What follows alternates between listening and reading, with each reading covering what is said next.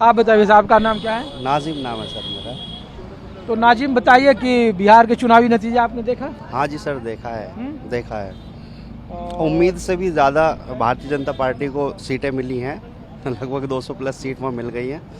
नहीं, इसके पहले भी मिली थी, 2010 में भी 206 सीटें मिली थी। सर इस बार का प्रदर्शन कुछ ज़्यादा ही हटके था, मतलब जो हम पोल देख रहे थे, पोल से भी ज़्यादा सीटें वहाँ मिली हैं। 200 तो सीट किसी ने नहीं दिखाई, लगभग 160, 70 तक दिखाई जिसने भी दिखाई है अपनी। लेकिन 200 प्लस सीट मिल जाएंगी तो ये अपने आप में सोचने का विषय है विपक्षी पार्टियों नहीं, का। हम कह रहे हैं कि 2010 में भी 206 सीटें, वही नीतीश कुमार 115 सीट जीते और वही भारतीय जनता पार्टी 91 सीट जीती, जब 101 सीटों पर ही चुनाव लड़ा, 102 सीटों पर लड़ा था।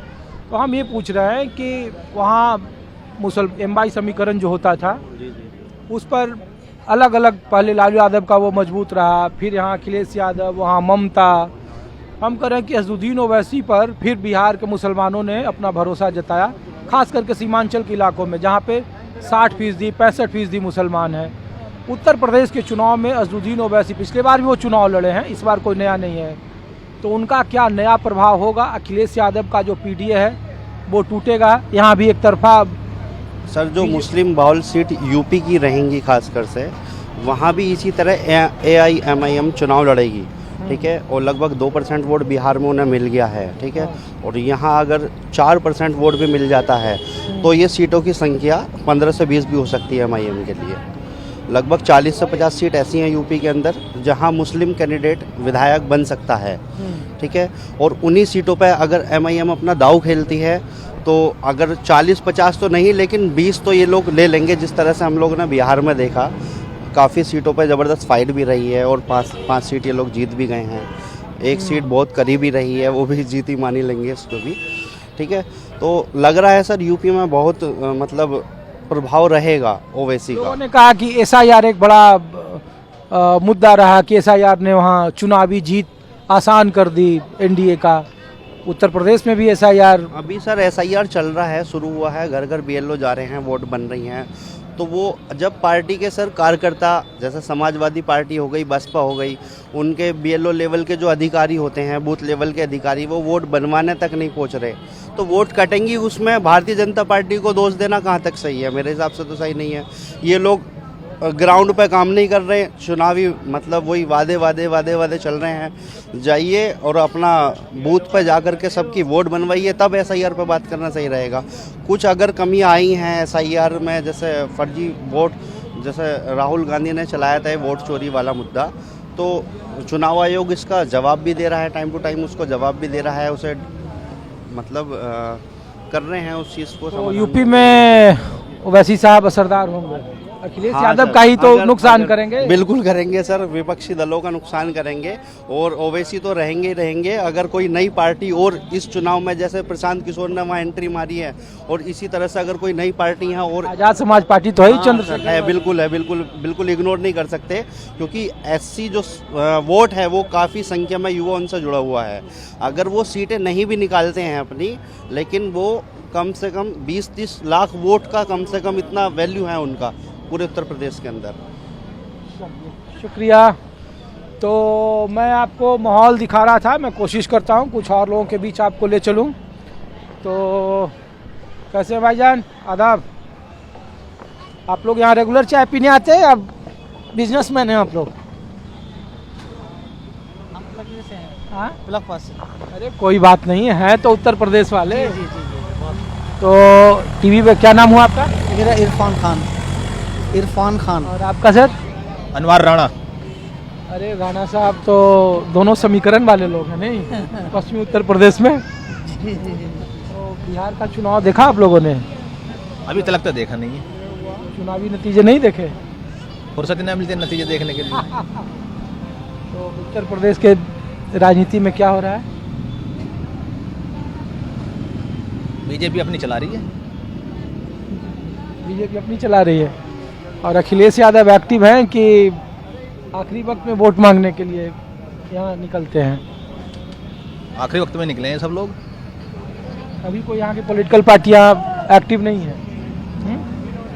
तो अभी तो 2 साल है चुनाव में, तो माहौल अभी क्या है? बाबा कितना काम कर रहे हैं बीजेपी की डबल इंजन की सरकार? 2027 में बीजेपी आवेगी तुम्हारी,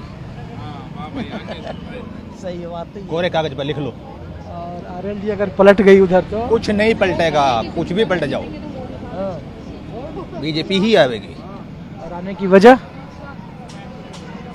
ईवीएम में गड़बड़ है, ईवीएम से वोट हो रही है तो बीजेपी आनी है। इतने ईवीएम खत्म नहीं होंगे इतने से। राणा साहब अभी ईवीएम में ही गड़बड़ी है। हाँ, ईवीएम में गड़बड़। हैं?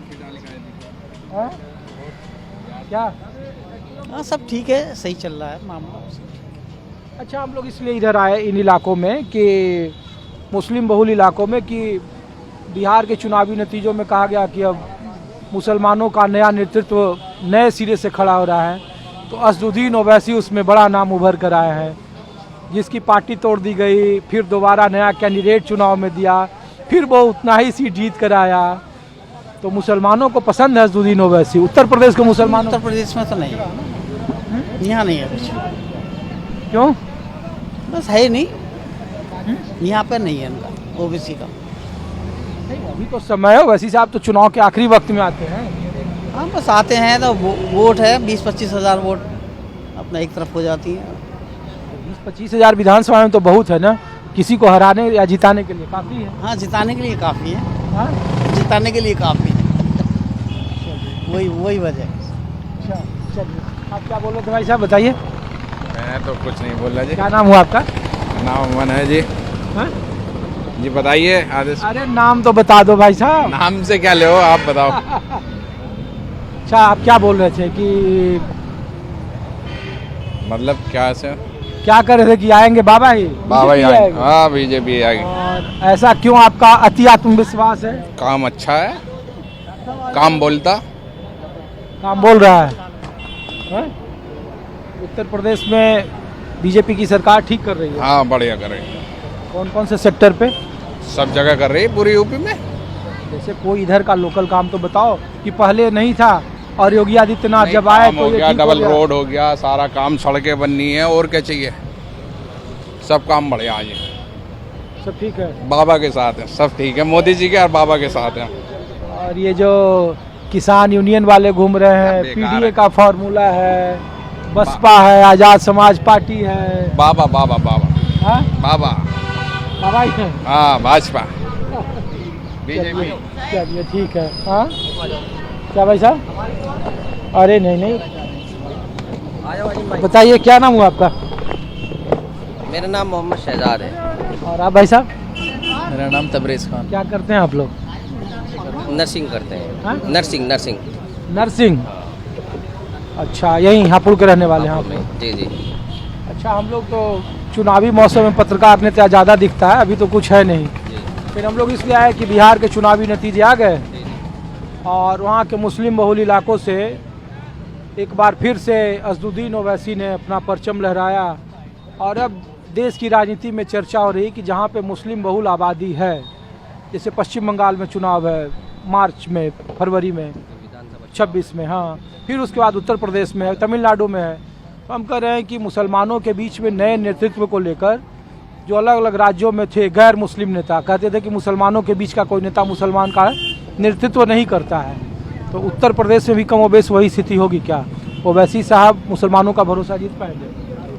देखिए, सबसे पहले मैं बताना चाहता हूँ आपको, जिस तरीके से असदुद्दीन ओवैसी साहब मजबूतों के एक बड़े लीडर के रूप में उभर रहे हैं और कितना अच्छा प्रदर्शन किया है बिहार विधानसभा में। 5 सीटें हमारे असदुद्दीन ओवैसी साहब की आई हैं और प्रभाव बहुत अच्छा जा रहा है मुसलमानों पर। एक वकार मुसलमानों का बनता जा रहा है, एक लीडर, मुसलमानों का बड़ा लीडर बनना है हमारे असदुद्दीन ओवैसी साहब। मुझे आने वाले समय में लगता है जो विधानसभा चुनाव पश्चिम बंगाल में, उत्तर प्रदेश में होने जा रहे हैं, तो अब बाकी समाजवादी और राष्ट्रीय लोकदल इन सबको छोड़कर आपके मुसलमानों को जो है असदुद्दीन ओवैसी साहब के साथ आ जाना चाहिए। जिस तरीके से प्रदर्शन विधानसभा में बिहार में हुआ है, उसी तरीके से अब विधानसभा इसमें उत्तर प्रदेश में असदुद्दीन ओवैसी साहब दोबारा से एक अच्छा प्रदर्शन करेंगे और अच्छी उनकी सीटें दोबारा से आएंगी यहाँ। लोग तो कह रहे हैं कि कैसे करेंगे, 95 सीट पर पिछली बार 22 में भी लड़े थे, लोकसभा चुनाव भी वो लड़ते हैं, निकाय चुनाव में तो उनको सफलता मिल जाती थी हैदराबाद से अलग अलग जगहों पे, लेकिन विधानसभा में, लोकसभा में बिहार एक इकलौता राज्य है जहाँ पे उनकी पार्टी तोड़ दी गई, नए सिरे से उम्मीदवार दिया, जहाँ 70% मुसलमान आबादी है, किशनगंज, अररिया और पूर्णिया, जहाँ से वो सीटें जीते हैं। तो इन इलाकों में भी मुसलमानों की आबादी ठीक ठाक है, 25%, कहीं 28%। तो वैसे साहब यहाँ अखिलेश यादव के लिए तो चुनौती है, जैसे बिहार का नतीजा है वैसे उत्तर प्रदेश का नतीजा आएगा। ये तो अभी आपके सामने जो नतीजे आए हैं ये आपने देखा है किस तरीके से प्रदर्शन एएमआईएम ने किया है।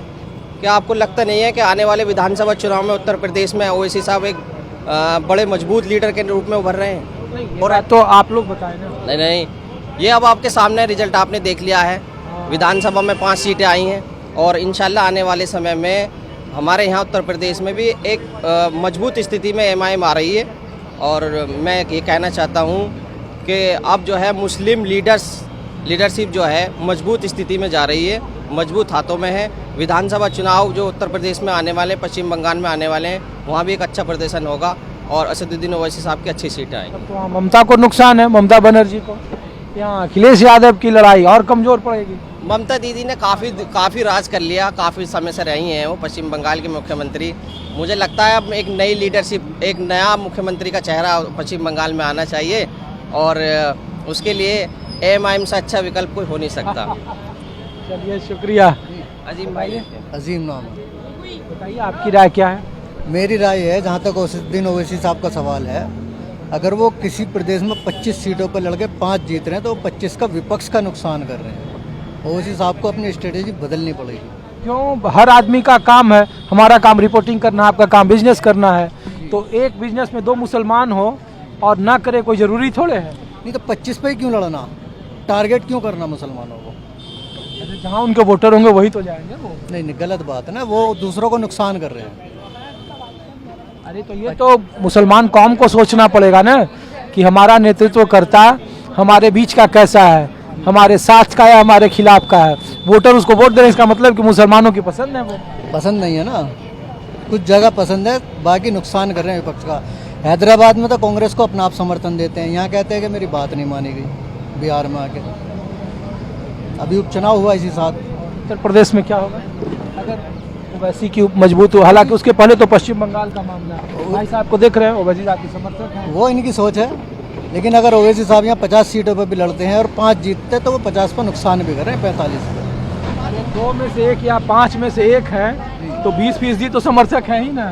इतना ही तो ओवैसी साहब के वोटरों का काम है। तो इतना ही तो चाहिए नुकसान करने को, नुकसान करने को भी तो इतना ही चाहिए। अब बिहार विधानसभा में अभी आपने देखा कांग्रेस ने एएमआईएम का नुकसान किया है, ना कि एएमआईएम ने नुकसान किया किसी पार्टी का। बिहार में एएमआईएम ने नुकसान, बिहार में कांग्रेस ने नुकसान किया है। हमारी 15 सीटें वहाँ जीत रहे थे, जिसमें से सिर्फ 5 जीते हैं। कांग्रेस ने नुकसान किया है। एमआईएम के आप पार्टी लीडर हैं क्या? मैं तो किसी पार्टी हो का लीडर सकता है नहीं। 5 सीट ओवैसी साहब की आई हैं, कांग्रेस ने लड़ती तो उनकी 75 आती, तो कांग्रेस ने भी नुकसान करा है।